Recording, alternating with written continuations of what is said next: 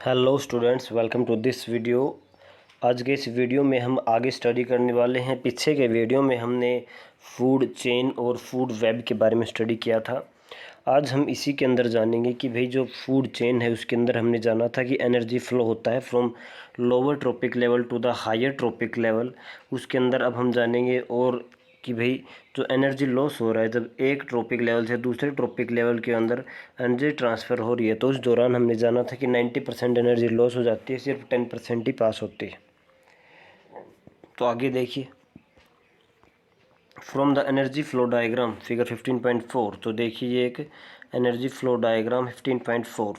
देखिए हमने देखा था कि सबसे पहले सनलाइट का यूज़ करके जो प्रोड्यूसर्स होते हैं यानी ऑटोट्रोप्स होते हैं वो फूड की प्रिपेयर करते हैं, यानी एनर्जी फूड से वो एनर्जी मिलती है।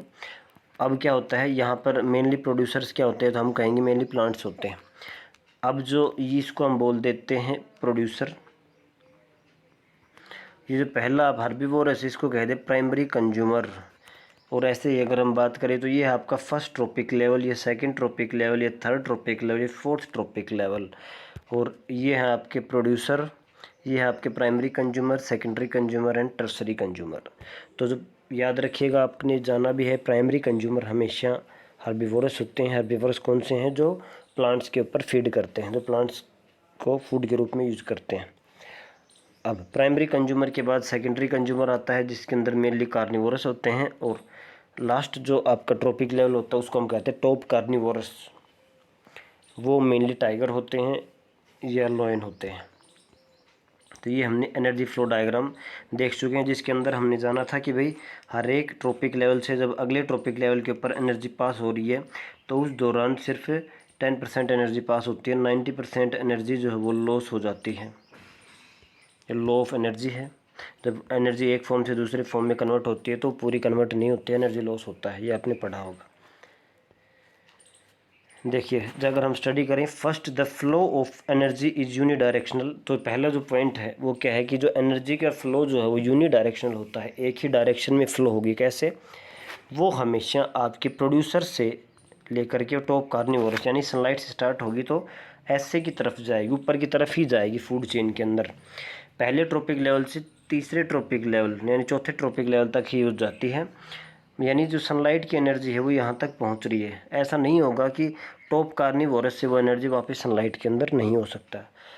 तो यहाँ पर क्या है, ये क्या है कि unidirectional flow of energy होता है from producers to the consumers.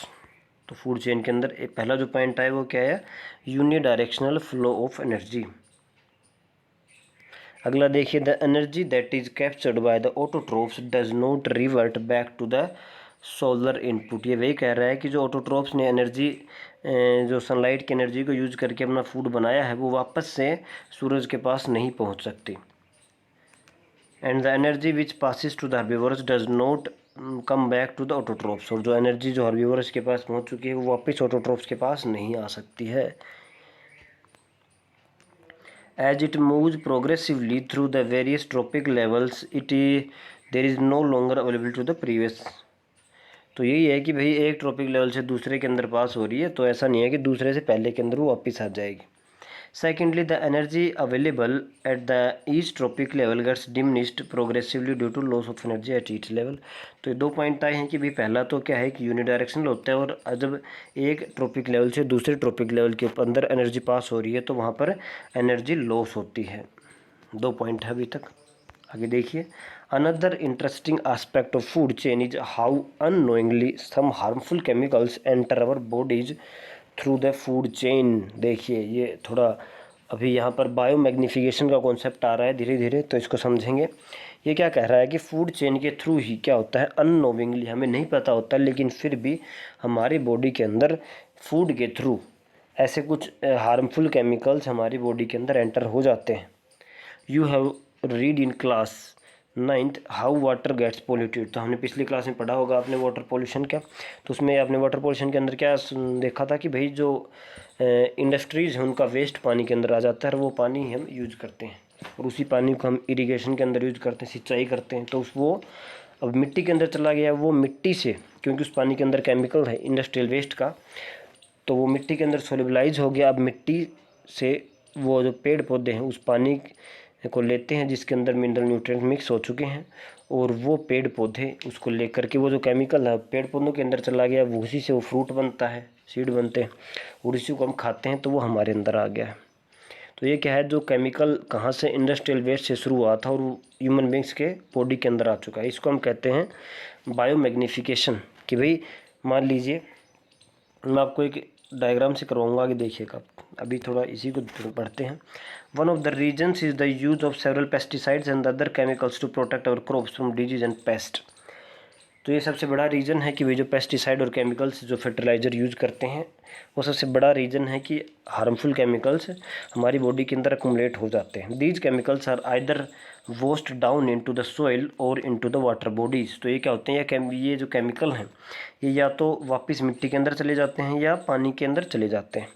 अब देखिए, मान लीजिए वो मिट्टी के अंदर चला गया है। From the soil they are absorb by the plants along with water and minerals. तो ये सोइल के अंदर, मिट्टी के अंदर हैं, तो मिट्टी के अंदर से वो जो प्लांट है उसको एब्जॉर्ब कर लेगा और वापस उस प्लांट के अंदर आ गया।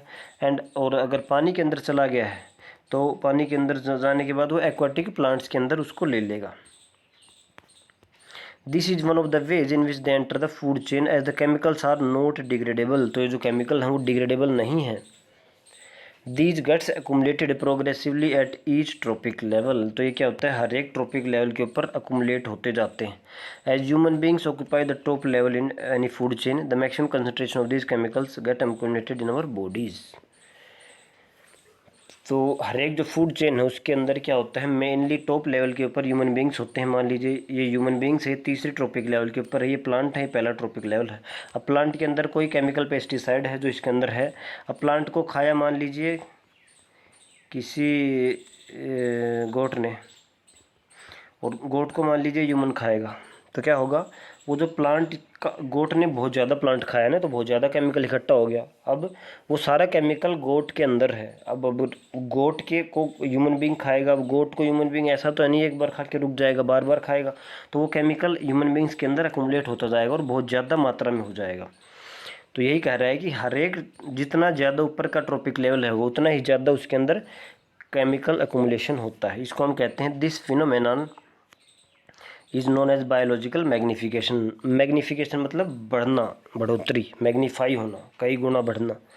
This is the reason why our food grain such as wheat, rice, vegetable, fruit and even meat contain varying amounts of pesticide residues. तो क्या होता है, आजकल कहते हैं कि भी फल सब्जियों में सब केमिकल मिल के आ रहे हैं, तो कहाँ से आ रहे हैं, तो जो केमिकल डाल रहे हैं उसको प्लांट, वो मिट्टी में जा रहे हैं, मिट्टी के अंदर से पानी के साथ मिल करके वो प्लांट ले रहा है, और उस प्लांट ने उसी केमिकल को ले करके वो फ्रूट वगैरह बनाए हैं और उस फ्रूट के अंदर वो आ चुका है। फ्रूट अब मान लीजिए आप खाएंगे तो ऐसा तो है नहीं कि सिर्फ एक ही फ्रूट खाएंगे पूरी लाइफ में। अब उसी फ्रूट को बार बार खाएंगे, उसी खेत के फ्रूट को जहाँ पर केमिकल है, तो वो सारे केमिकल आपकी बॉडी के अंदर अकुमुलेट हो जाएंगे। वो डिग्रेडेबल नहीं करते और वो अकुमुलेटेड ही रहते हैं, और उसका हेल्थ के ऊपर बहुत गंदा प्रभाव पड़ता है। तो ये है आपका, इसको होल प्रोसेस को हम कहते हैं बायोलॉजिकल मैग्निफिकेशन।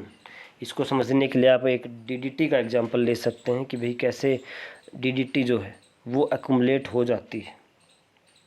देखिए, अगर हम डीडीटी की स्टडी करें तो मान लीजिए कोई वाटर बॉडी है, उसके आसपास हमने मान लीजिए कोई डीडीटी का स्प्रे किया है। ये मान लीजिए कोई तालाब है और यहाँ पर हमने कोई डीडीटी का स्प्रे किया है। अब वो डीडीटी क्या है, वाटर के अंदर मिक्स हो चुकी है। यहाँ पर जो प्लांट थे इन्होंने इसको इनटेक किया है। इन प्लांट्स को, सबसे पहले प्लांट हो गए जिसको हम बोलते थे फाइटोप्लैंक्टन्स पानी के अंदर। तो मान लीजिए प्लांट ने अब उनको यूज करके, उस वहाँ की सॉइल को यूज करके, वाटर को यूज करके फूड बनाया, और उस प्लांट को खाएंगे स्मॉल फिश। तो इस प्लांट के अंदर डीडीटी आ चुकी है। अब इस प्लांट को खाएंगे तो स्मॉल फिश के अंदर भी डीडीटी आ गई। अब वो जो डीडीटी है वो स्मॉल फिश एक प्लांट तो नहीं खाएगी, काफ़ी प्लांट खाएगी, तो वो डीडीटी बहुत ज़्यादा बढ़ चुकी है यहाँ तक स्मॉल फिश। अब स्मॉल फिश को खाएगी लार्ज फिश, तो लार्ज फिश एक स्मॉल फिश को तो नहीं खाएगी, काफ़ी फिश को खाएगी, तो उसके अंदर भी डीडीटी स्मॉल फिश से ज़्यादा अमाउंट में मल्टीप्लाई हो चुकी है। अब लार्ज फिश को मान लीजिए खाएगा ह्यूमन बींग्स, और ह्यूमन बींग खाएगा तो ऐसा तो है नहीं कि पूरी लाइफ में एक ही लार्ज फिश खाएगा, काफ़ी खाएगा। तो काफ़ी खाएगा तो पहले ही लार्ज फिश में कितनी ज़्यादा डीडीटी अकुमुलेट हो चुकी है, और ये ज़्यादा मल्टीप्लाई हो चुकी है। धीरे धीरे वो जितनी ज़्यादा फिश को खाएगा उतनी ही ज़्यादा उसके अंदर DDT अकुमुलेशन हो जाएगी। ये एक एग्जांपल है कि भाई कैसे कैसे हम लोअर ट्रॉपिक लेवल से और हायर ट्रॉपिक लेवल के ऊपर जाते हैं, तब जो नॉन बायोडिग्रेडेबल केमिकल्स है उसकी कंसंट्रेशन बढ़ती जाती है। तो इसी को हम कह देते हैं बायोलॉजिकल मैग्नीफिकेशन। काफ़ी इंपॉर्टेंट चीज़ है, पूछा जा सकता है। नेक्स्ट वीडियो में हम स्टार्ट करने वाले हैं why do our activities affect the environment, कि हमारी जो अलग अलग एक्टिविटीज़ हैं वो एनवायरनमेंट को कैसे अफेक्ट कर रही हैं।